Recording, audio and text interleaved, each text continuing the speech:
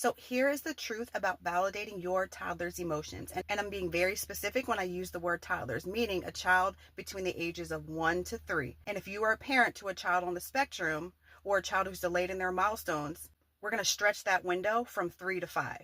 And let me know if you want a video on my realization about that as well.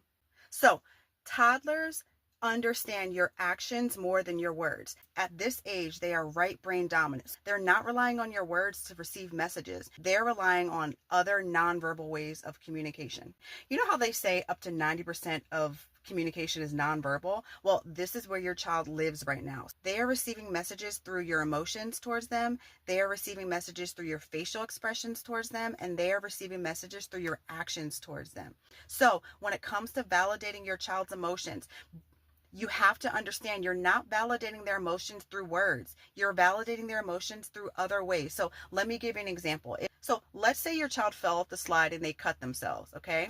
They don't need for you to sit there with them and say, oh, you're so sad. I know you got hurt. Oh, I am so sorry that you got hurt.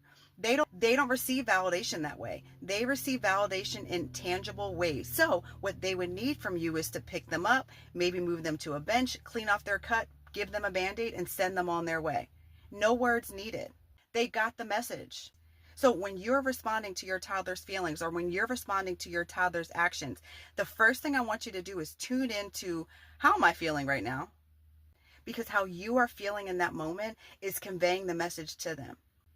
That's why children are really in tune with the emotional states of other people. They're not relying on that person's words. They're relying on that person's energy.